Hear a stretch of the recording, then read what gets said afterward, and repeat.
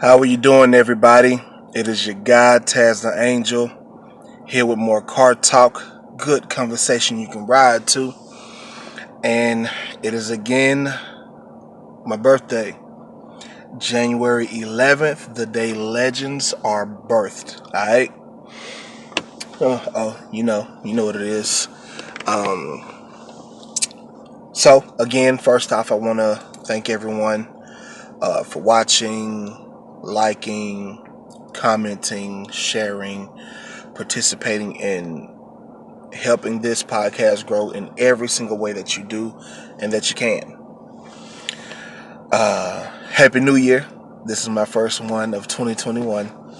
I was going to do one last week, but I figured I would wait until today. So, today's episode is going to be kind of a recap of 2021 and how it was my first year being 30. But before I get into that, my bad. This hat here is brought to you by my coworker and friend Stephen Jamie. It says gelatinous. That's what that says. And the reason why it says gelatinous is because he and I, while we're at work, we will talk about random things to help time go by because I work 12-hour shifts. So he'll sometimes put the question of the day on the board and we'll discuss it. And so one day he didn't have one, and I asked him, I said, what is one of your favorite words that you don't get to say often? That's how random I am. Um, and we talked for a while about that because there were several people in the office or the lab when I asked. And honestly, I don't remember what his word was, but he remembered mine. Gelatinous. That's probably my favorite word that I don't get to say often. And just because of how it feels when you say it, gelatinous. I like how it feels when I say it, and it even though it's a very simple word or meaning, it sounds smart. It's one of those words that if you say it in a conversation, this texture is actually quite gelatinous. It just sounds smart, right? It sounds like you. Oh, this guy know what he talk about. He knows something about textures, all right? And for you all who don't know, gelatinous is simply an adjective describing texture, and it's saying a texture like gelatin, gelatinous, gelatin, jello. So that, and that's how non-complex the meaning is, but the sound of it, it sounds like you know what he talking about. So I like the word. Um, Let me shift the light a little bit, or at least try to. That's a hell. No, I don't like that. That's a little less. That'll work. It'll work. If I need extra, I'll do that. But I don't think I need extra because that's just light for back there. Doesn't really add much to. If these would. I don't think I need more lighting though. I think this is good enough. What do y'all think? This is why I should do live recording sometimes. Anyway, I think that's fine. I think what I have right now is fine. So 2020. What a year. Okay. What a year. Um, yeah, where do I start? Let me turn. Oh, I turned it all the way down. I shouldn't do that, right? Did that. It's like 38 degrees, so I'm going to put a little bit of heat on. I do just floor. It shouldn't be too loud though. Oh, that's why. Let me turn those on too. That's why. Anyway, 2020, guys. What a freaking year. Okay. Started out pretty good and just got crazy. Well, no, it didn't even start out good. it started out crazy because at the very beginning of the year, first couple of months, we lost Kobe, Gigi, and the rest of the people in that helicopter crash. So it didn't even really have a good opening, right? So it's a wild year. So I remember. I'll talk about the year first, and then I'll talk about my first year being 30. Um, so we lost Kobe early, and honestly, I'm not going to talk about all the people we lost because the list is just too long. Chadwick Boseman, Tiny Lister, aka Debo, too much. Rest in peace to everyone that we lost. Fred the Godson, Mo 3, King Von. Sheesh. Rest in peace to everyone who we lost in 2020. No matter what the reason was, rest in peace. And my condolences to everyone who was affected in any way. Um, and man, it's a wild year. So, of course, the big thing to talk about is coronavirus, right? And in our country, the U.S., it started spreading. I want to say, or it started being a problem between April and May. It may have been late March. And the reason why I know this, it couldn't have been early March. It was after March for sure, but I want to say between April and May. I went to Mississippi last year in March to celebrate my grandmother's 90th birthday. Um, and that was her birthday is, if I'm not mistaken, March 8th. It's either the 6th or the 8th, but I'm almost certain it's the 8th.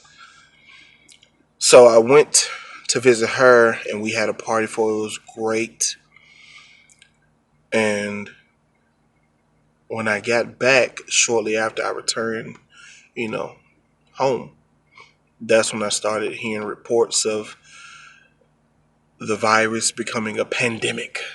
People having to shut down businesses, stop doing this, stop doing that. And though they reported that it was an upper respiratory virus, people flooded the stores to get tissue. Tissue.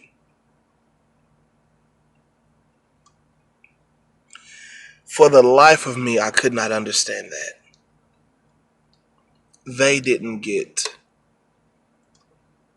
any throat spray, any cough drops, any type of medicine. They went straight to the tissue. And be honest with you, that's irrational. For them to say, hey, there's a virus that messes up the way you breathe and all this stuff, and that the first thing you grab and rush to grab is something that wipes your butt. I just don't seem like they go together to me. So to me, it's logical. Now, I'm not the counsel on what's logical and what's not, but I can't make that connection. They're telling you, oh, coughing and sneezing are, some of the ways that it's spread and symptoms and all that. And that's when they start telling us to get face masks. It wasn't mandatory yet, but get face masks. And you just couldn't find tissue anywhere. To the point to where certain stores had employees that were holding tissue in the back so they could buy it and go home with it. And they weren't even, I don't know. And they didn't even get baby wipes. Baby wipes are much more practical. To me, anyway. Again, this is all my opinion. There's nothing factual backing up what I'm saying right now. But for tissue, you have to roll that up, wipe, wipe, wipe, and then flush. You get one, maybe two wipes, put them together, wipe, wipe, maybe another wipe if it's like a thin one. But if it's a good brand of wipes that they're pretty sturdy, you're going to get some good wipes with those. You only have two. Put those in the. I say don't flush them. 99% of people flush them. So you dispose of them in whatever way you do. And you keep moving. You don't have to roll them up and they already have the moist. I don't know. There's more practical. I'm not going to get detailed in butt wiping, but I'm just not. I'm not going to do that. There's just, I don't know. It just said a lot about the masses, honestly, and people tend to want to believe that the masses are practical beings, and they just aren't. They just aren't, honestly. Because if I tell you there's a virus that's out and about that could make you cough, sneeze, get sick, and stuff like that, flu-like symptoms. When I think of the flu, I don't think about going to grab tissue, especially in a rush to go get it. But that's enough about that illogical thing. So then we get quarantined as a country, right? Weird. And people just could not do it. Weirder.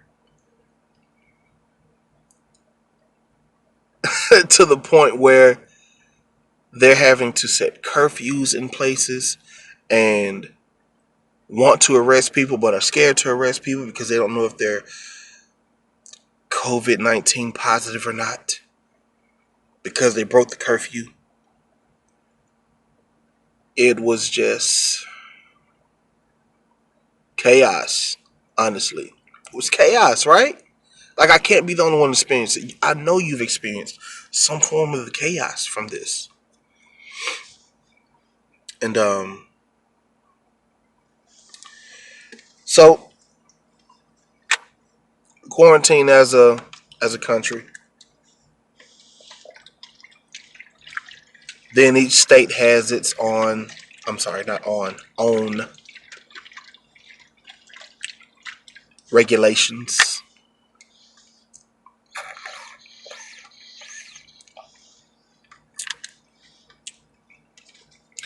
If you watch me often, you know exactly what I'm sipping on because it's the same thing that I'm always sipping on. Let me unplug that. Same thing that I'm always sipping on.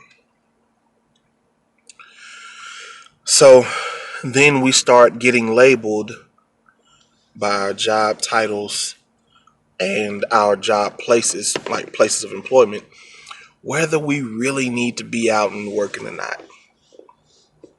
So now we're called either essential or non-essential. And most of the essential jobs got nothing for continuing to jeopardize their lives. Nothing. Um, we always, well, I saw a lot of posts about people in hospitals and law enforcement and things like that,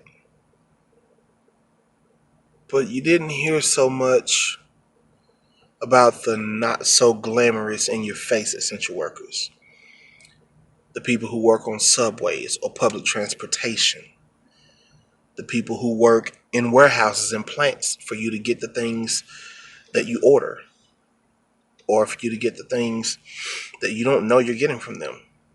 Like, I work at a poly pipe. I think it's polyprint, polyneoprene. I forget what the type of pipe it is, but anyway, its purpose is for natural gas. So it's gas that goes into buildings, that goes into houses.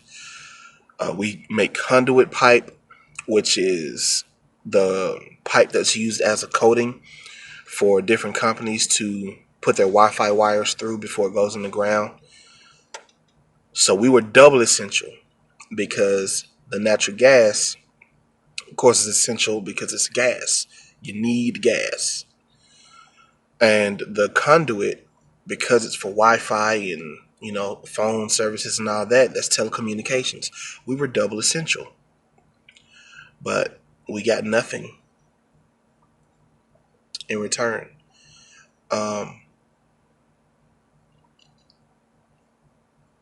and most other places didn't.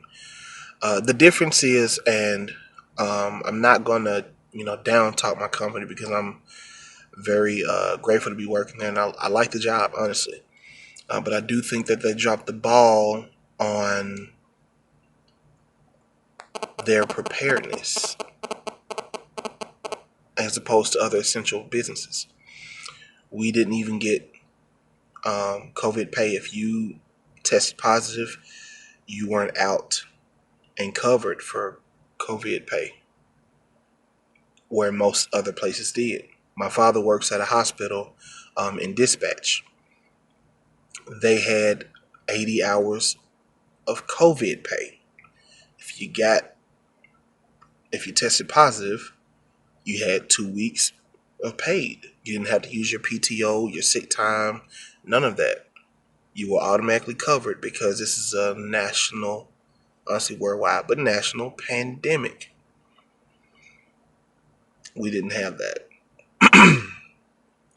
But not to get too specific for me in my place of employment, because I don't want people to watch this and say I'm talking bad about them, and I deal with that. That's why I'm not saying the name of it, by the way. But also because I'm not down talking about them. I'm just saying I think that they weren't as prepared as other companies. I don't think that's um, any form of defamation or like putting them down, because again, I really like the job. I really like working there, especially now that my position, the area that I work in, just got a new manager, and that manager is, in my opinion, really good in the way that they handle it. But all in all, I'm happy to be there, employed there. So we get labeled essential. If you were non-essential, a lot of places just couldn't go to work. You couldn't get PTO. You couldn't get money, and that put a lot of people in bad places, bad positions. So to help that, the company comes up with unemployment plus an extra 600 because of COVID. That was a good thing.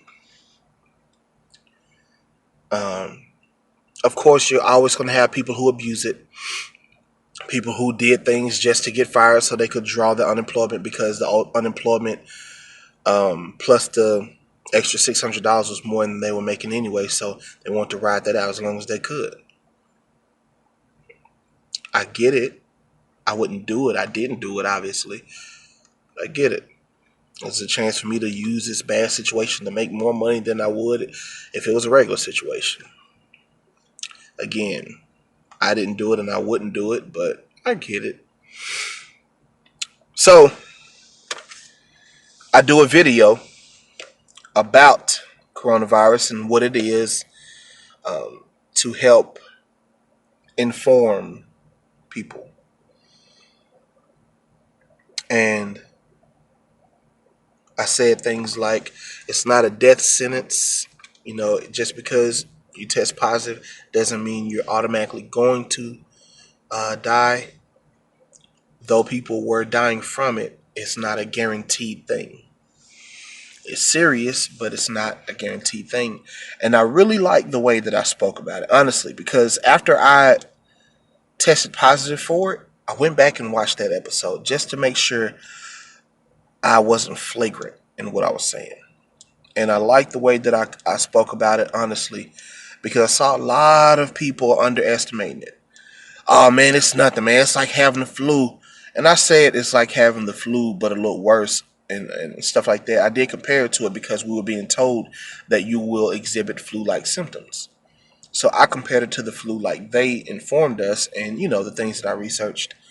But I didn't downplay it. I did say you still need to take it seriously. I gave suggestions on things to take and do. I gave suggestions on things to purchase during this quarantine. Uh, I just tried to give a lot of information on that episode, and I do. Looking back, like I said, I believe I did a really good job covering it because after I experienced it, I didn't want to be one of those people because I saw a lot of people doing this.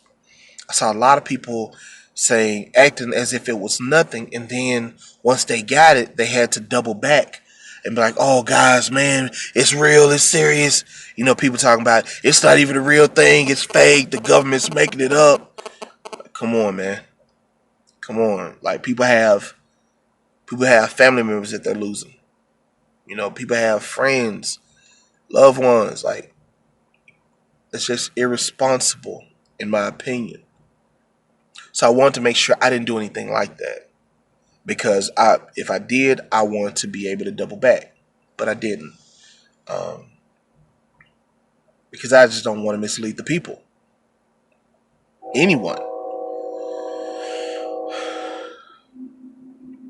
I'm going to listen back to. I usually watch my episodes to kind of critique them, but I'm going to listen back, especially to this one, because I have a microphone kit. I'm going to wait.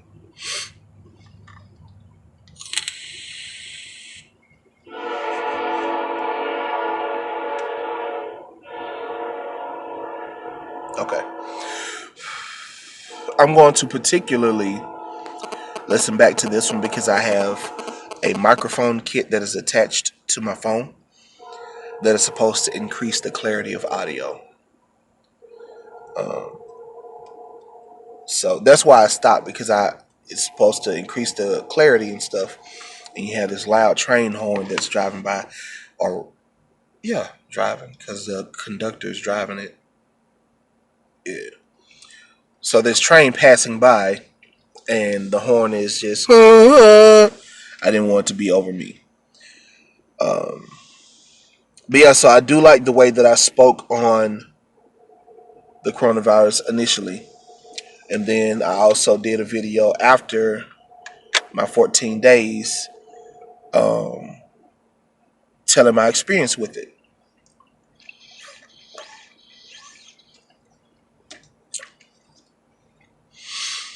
But well, I'll talk about that a little bit because I did a full video. But I talked about the way I got it, the way I contracted it, because there was only one place that I had gone that was outside of my norm, so I know that that's where I got it from. And it was difficult, man. The fatigue was the worst part for me, as I said then on the video. That was the worst part for me.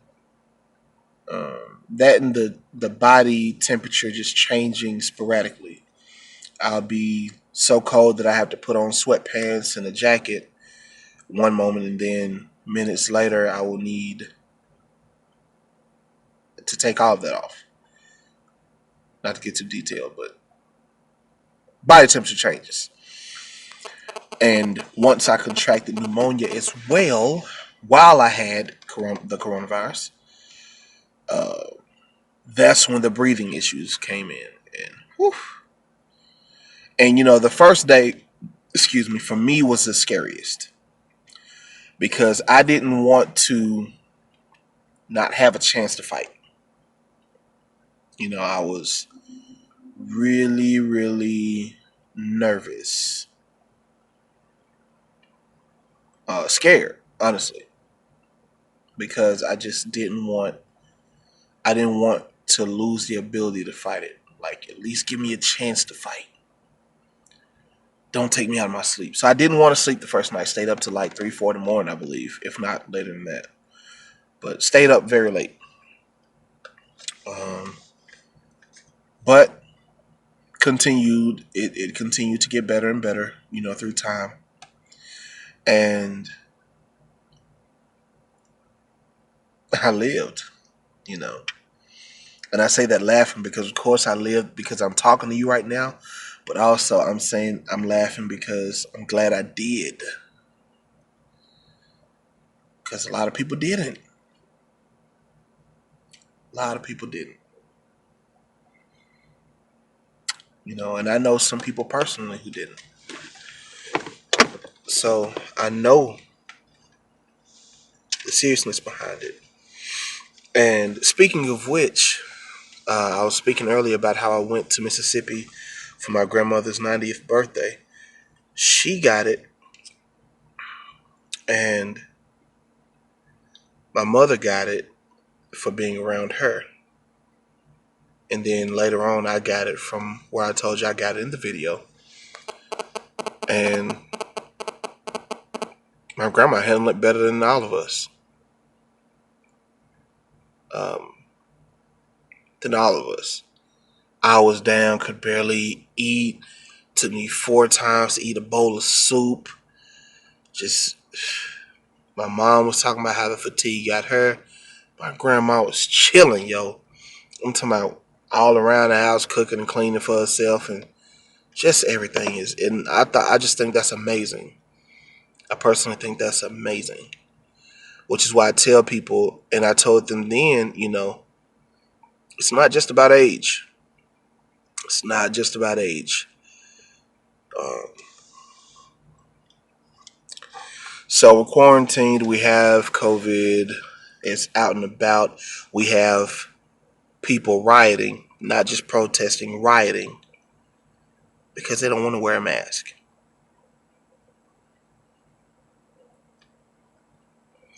Because the virus was spreading at such a quick pace, at such a fast pace, that if you didn't have a face mask, and still to this moment, I believe most places are like that. If you don't have a mask on, you can't come into this place of business. You can't shop here. Go to your car, get your mask, and then come back. People were attacking greeters at Walmart for trying to make them safe. For trying to make sure that they were safe, they were literally attacking people. And then they started protesting and rioting because they didn't want to wear masks. And I saw this meme that even to this moment is relevant because we're still dealing with it, right? It said, we all watched the Bird Box and we were wondering, why do these people keep going outside? Now look at this. Now look at this. If you go outside, you could get killed on the Bird Box, right?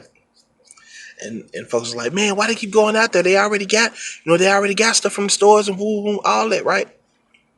But then you want to complain about not putting a mask on. Oh, I can't breathe. It's the mask is suffocating me. It's Get one with a vent and filters that allow you to breathe through it, not into it. There's a way if you want to make one. Simple. But things being simple and easy are two different things. And things most of the time are going to go into the insane when dealing with the masses.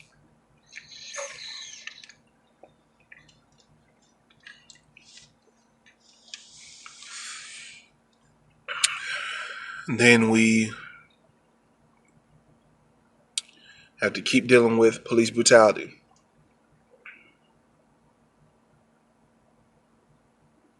police killings.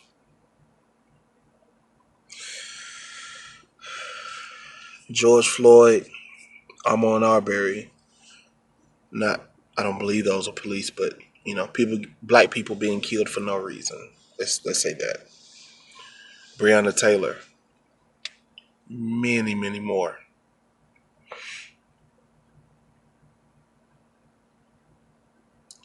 We have to deal with Black people being attacked, shot in the face with pepper spray cans.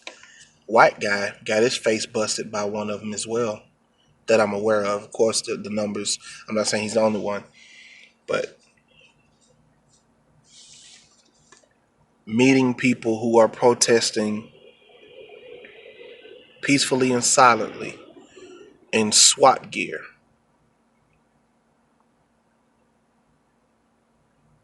ready for war, with people who are just standing together in solidarity. Some in silence, not even speaking, just standing together. Then we had the post the black um, avatar as your profile picture on your different social media accounts. And I saw a lot of black people going against that. And they were saying things like, this isn't going to stop police brutality. This isn't going to do that. And I said then and I'll say it now, it wasn't about stopping police brutality. It was about showing yourself to be an ally. Are you going to join me? And if you can't join me in something as simple as changing your picture, I would never consider you to be a warrior beside me in fighting for my life and yours. Because if you find a reason to dispute something so simple, you can't follow directions. If I tell you to duck, you will ask me why.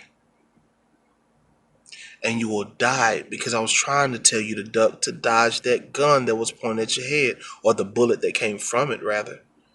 But because instead of listening, you questioned, now you're dead.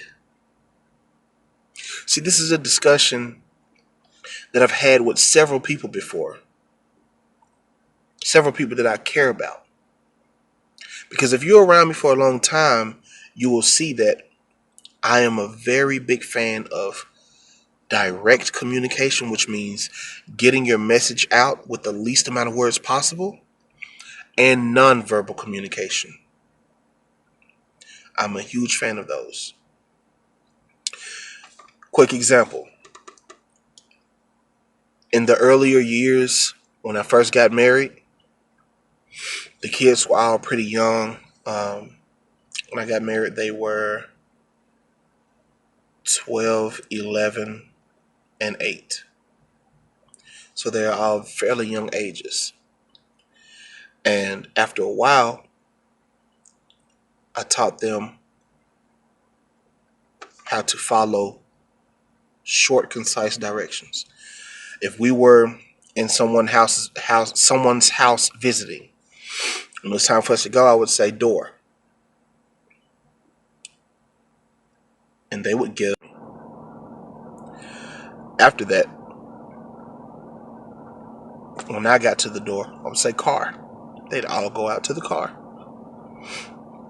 And some people were like, man, you must be beating them to have them train like that. No. I just communicate with them. I talk to them. And I say, hey, when we're here, I'm going to say this, and this is what I need you to do.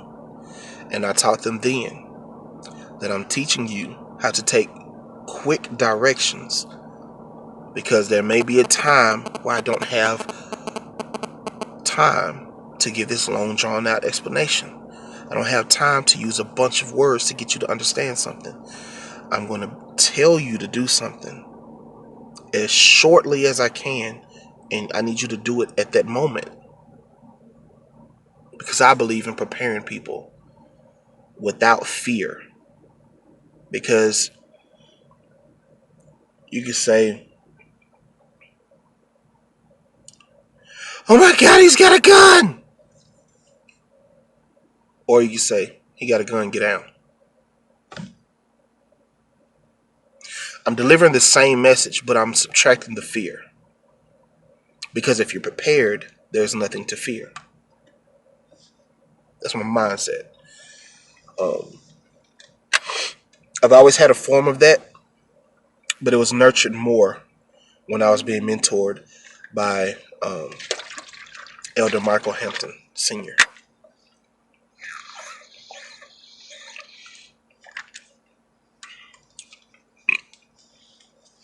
So I'm an advocate of that, of nonverbal communication. And I've had to tell people that. I'm like, look,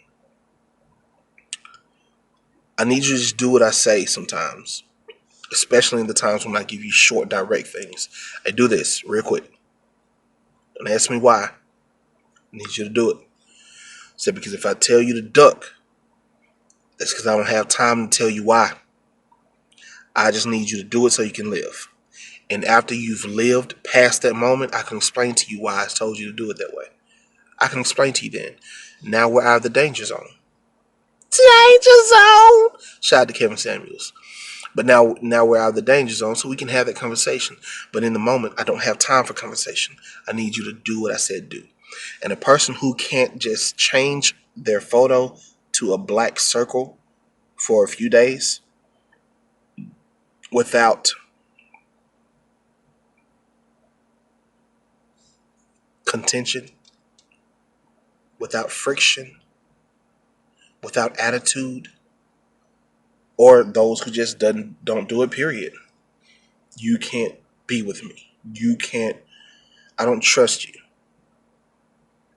Not with anything important, not with anything life threatening.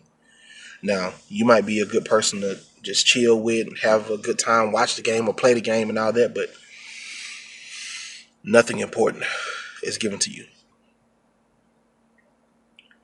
So we did that. But, oh, and the reason why, I don't believe I explained, and I believe I said it, but I'm not sure. The reason why, if I didn't say it, was because it's not about police brutality. It's about, can you join me in solidarity?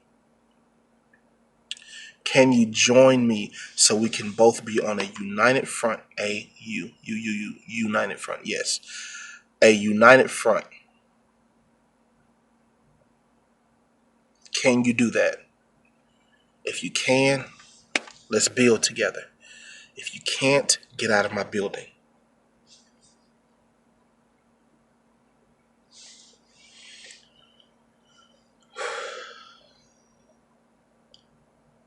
So then we have many people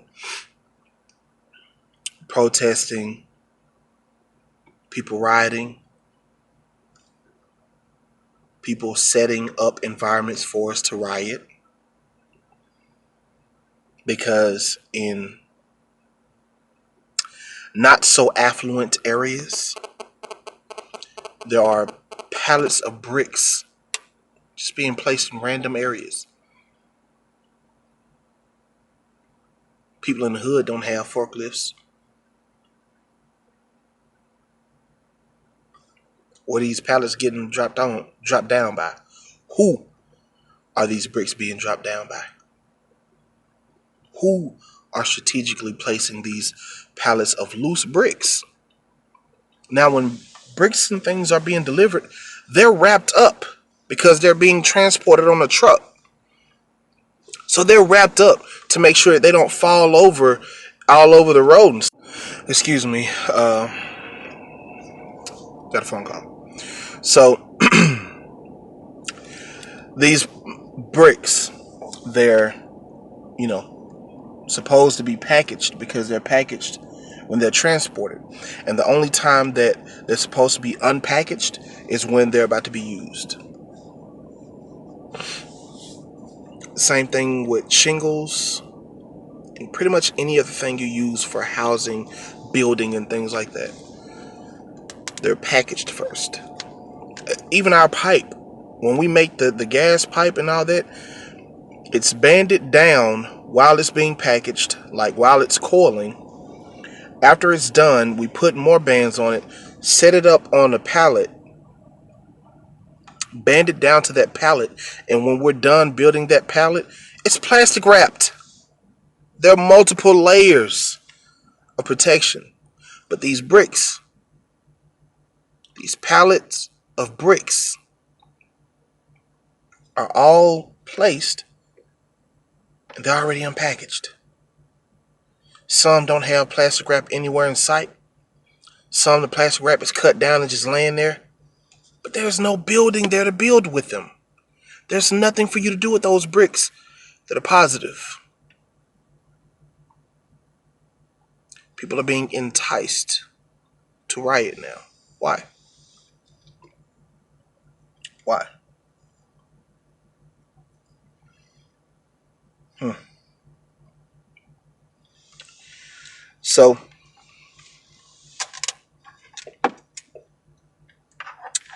we go from that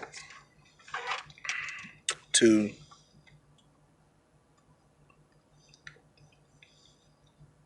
getting a very poignant special from Dave Chappelle, a man that I greatly admire. I love that man. I have no quarrels about saying that. There's nothing that would make me feel weird about saying that.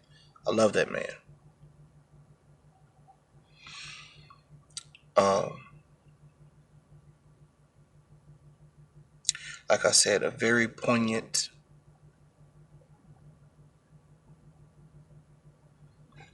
very poignant special entitled 846. And in that, one of the things that he said and spoke about was how significant 846 was to him. And he said that one of the things that made it so important was because he was born at 846.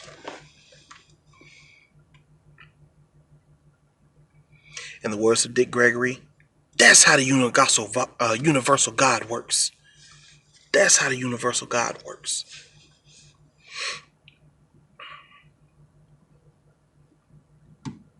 And I mean, it can't be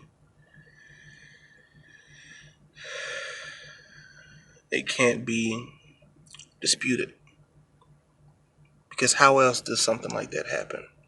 Right? How else does that just happen?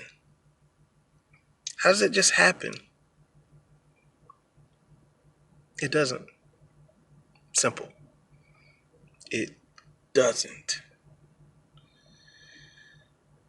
And because it doesn't, we have to pay close attention when things like that do happen. Because there's purpose behind it. There's reason behind it. We're tasked with the responsibility of finding out what that reason is, what that purpose is. We're tasked with finding out the why. And most people don't really want to take time out to find out about the why. Most people don't want to put in effort in trying to find out the why. But it's important. It's important. So much so that it's one of the driving forces behind my way of thinking and communicating.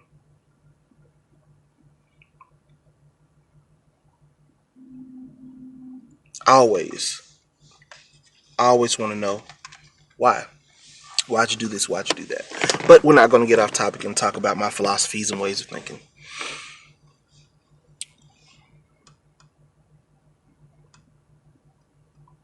We see protesting literally nationwide. The protesting after George Floyd was in all 50, maybe 51, all of the states all the states in the United States. Then it becomes worldwide. People from Canada, Australia, people on different continents, Africa, are protesting.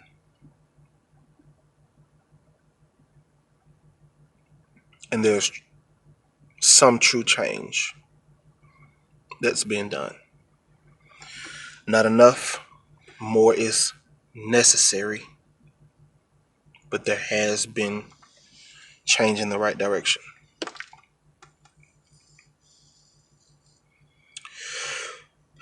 So, 2020 for many of us has been a year of reflection. I made this joke at the end of 2019. I did a video saying pastors, bishops, apostles, preachers, whoever is going to teach wash service, I don't want to hear you say 2020 is the year of clarity. I don't want to hear you say it's a year of vision.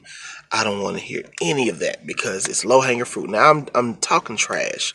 I mean it in a way, but I'm talking trash because 2020 vision is it's too easy. But if it wasn't anything, it was a year of clarity. And my parents said when I told them about it, because I was joking with them about it, and I told them, that I was planning on doing that. Um, and my dad said, "Well, maybe that is what that year is going to be, and maybe God's just telling you ahead of time." I'm like, "Nah, man. If that's what the message God want, why would I know it right now? Why wouldn't I know? Maybe He told me, right? Because if it was nothing else, it was absolutely a year of clarity, a year of seeing people for who and what they are, a year of accepting, a year of understanding, a year of loss,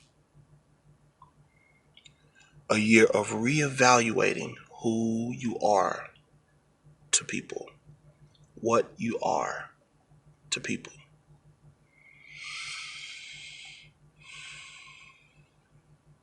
And though those lessons are always difficult,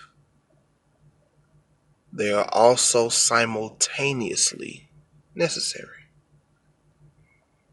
Because if we don't know who we are to our family, to our friends, if we don't know what we are as far as categorization, what do they have us in their lives for? If we don't know that, then we are experiencing two different realities in the same relationship. And I don't think that's healthy because you could be thinking that everything's great, but that other person is experiencing a completely different form of reality in the same relationship. Which is why you will probably hear me reference many times this one line that will always stick to me from Drake.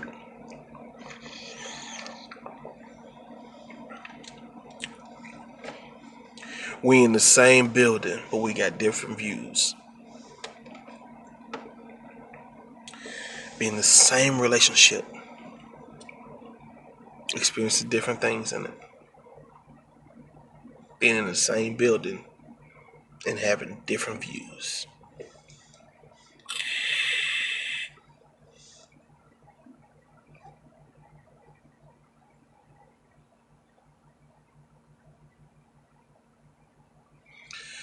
So, I think it's imperative to stop wondering.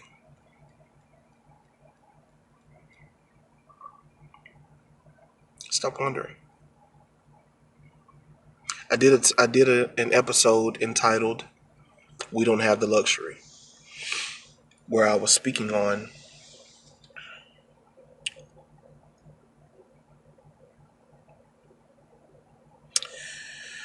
holding grudges,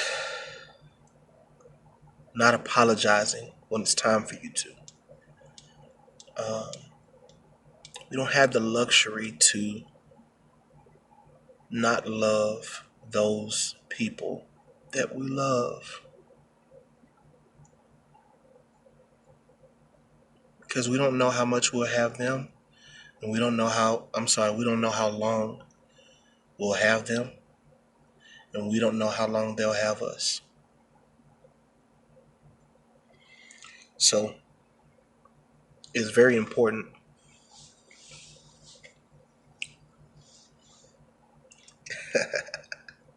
I used to wear my hats like this a lot, especially like in high school and stuff. Even just straight back, but because of Cassidy, honestly, the rapper Cassidy, when he came out with Hustler, I'm a hustler, I'm a hustler, homie. Ask about me anyway. Um, I'm gonna download that when I get done with this episode. Um, then he had, yeah, I got my drink and my two step. Come on, chill, chill, chill, chill, chill. Um, I got a lot of download to do. I'm being so serious right there. I have some downloading to do. You hear me? I'm gonna go down the rabbit hole. I'm gonna go down a late middle school, high school, early college rabbit hole. I just know it because I've gotten 4 songs already downloaded. But back on topic. This is the way my mind works. If you're gonna, be in a family, hey, man, you getting me. You getting me right now. But we don't have the luxury to not love those who we want to love. You know. Um, Sometimes we have to reevaluate the type of love that we have to give them, and the different. We have to reevaluate the type of love that they're deserving of, but we don't take the love away. Because what it'll honestly do is hurt you along with them. That void, that emptiness, it's going to affect you. It's going to linger. It's going to hang on. So you don't throw them away. You don't take the love away because you truly can't. Any real love, in my opinion, doesn't leave.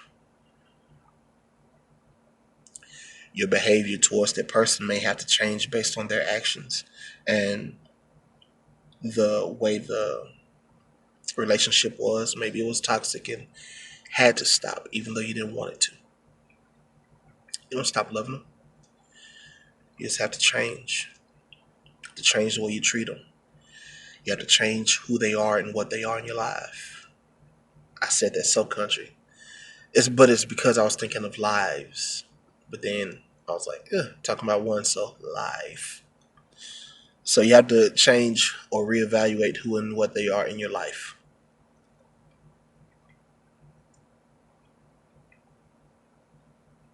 2020 was a good year of showing us that. A lot of divorces, a lot of breakups, a lot of fights, a lot of marriages. Some people found out that they couldn't stand being with each other for long periods of time during the quarantine. Being there day in, day out, couldn't take it. They got divorced. Some people realized that they didn't want to live with anyone else for that kind of time frame anymore. They got married.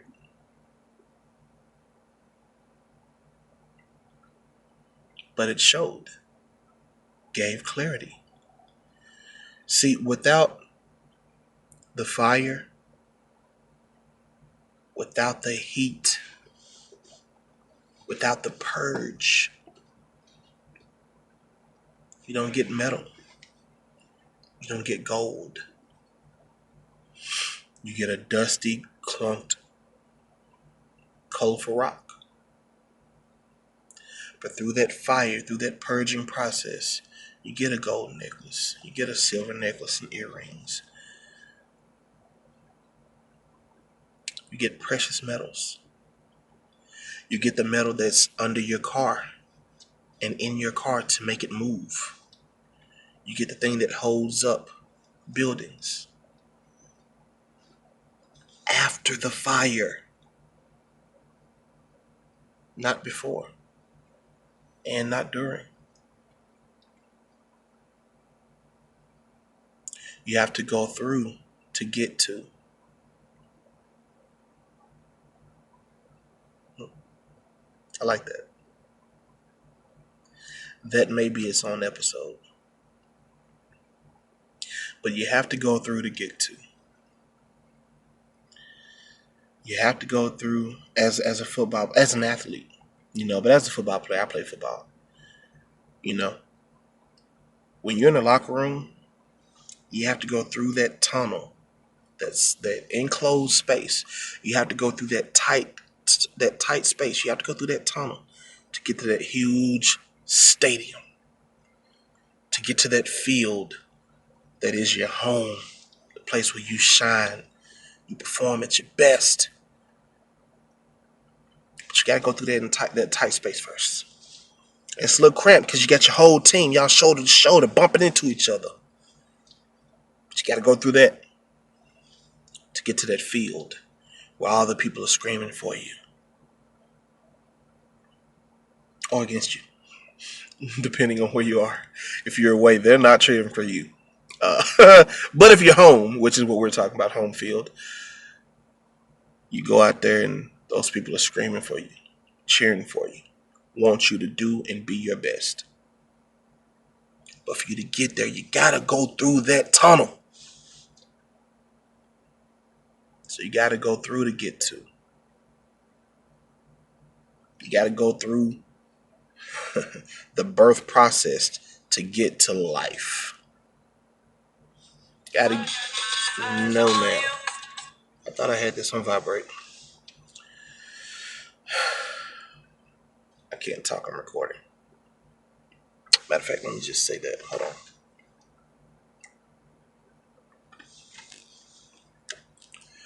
Hey, I'm in the middle of recording an episode. No, it's okay. Alright. So you have to go through to get to. See, that's what it is. Also, that's my ringtone.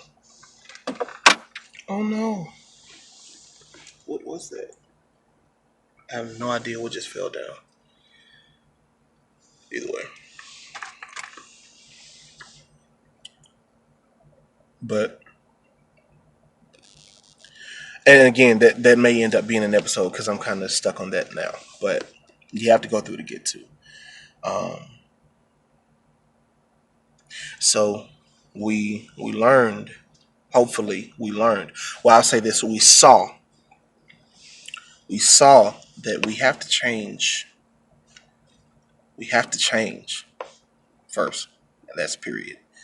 We have to change the way we are with certain individuals. We have to change the relationship we have with them, reevaluate who and what they are to us. We have to do that. Otherwise, we will continue to live and recreate the mistakes, the drama.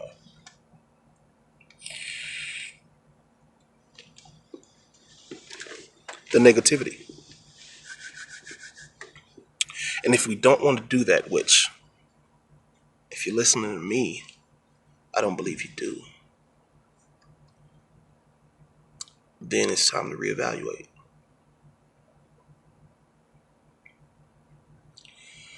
So, really quickly, those are the things that I learned in 2020 and in my first year being 30. Time is precious. Which is why I made that episode. We don't have the luxury. Time is precious. You don't know how much you have. You don't know how much the people who you love have. So love them now. Even if you have to change or modify the type of love them. No excuse. Because you don't want to be the person that's crying when they're not here anymore. You don't want to be the person saying, I wish I would have. Man, if I didn't do this, if I didn't say this, you don't want that regret. You don't want that. So love them. Okay? I am trusting you to work on loving them. I'm trusting you on loving yourself. Because, as I said earlier, you don't have to wonder. Find out, right? You don't have to wonder if you're beautiful. No, you are. And if you don't like what you see in the mirror, do something about it. If you don't like this part of your body or that part, do something about it. Don't leave it in limbo to come back the next day and see the same thing. Figure out a way. If you don't like your current level of health, do something. The way these streaming services are, they're going to be, if not already, the same amount as most gym memberships. Most of them are on $30 a month, $20 a month. Some of them $10 a month. You spend more than that going to a fast food restaurant one time. But you get a full 30 to 31 days for that same price or lesser. Go get it done. That's what 2021 is. Get it done. That's what this is the year for. Get it done. No more excuses. We've had the excuse. We were all quarantined. We had the excuses. We had the time to, oh man, I can't go. I can't do this because of. We had that. What are you going to do next? Make it happen. That's what you're going to do. I'm not asking you. I'm telling you. Because I love you. All right? Because I don't have to know you to love you. I don't have to see you to love you. I don't have to be around you to love you. I'm telling you right now, it's because I love you. I'm not asking you, I'm telling you. This year is the year you get it done. Because I know it's going to be the year I get it done. And I'm going to tell y'all something now to hold me accountable. I said to myself at the beginning of the year, I'm going to start back writing music. I'm going to get it done. And I have other moves, but I don't believe in broadcasting everything because the fastest way and the easiest way to kill a tree is while it's still a seed. So once you see these roots are deep and this trunk ain't moving, you'll know. He got it done. He got it done. And I'm going to be looking for yours. I'm about to check your bark. Check your roots. And I'm going to help water you. And you're going to help water me. And we about to be a forest in here. You hear me? We're about to be a forest. Whole bunch of big, strong trees. Standing strong. Immovable. Together. That is my declaration. And that is my desire for you.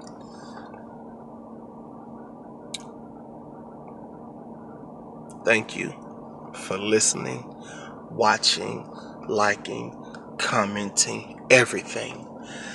This has been an episode of Car Talk with Tazz DA Angel. Good conversation you can ride to. I love y'all. I appreciate y'all. I thank y'all. You have a great day.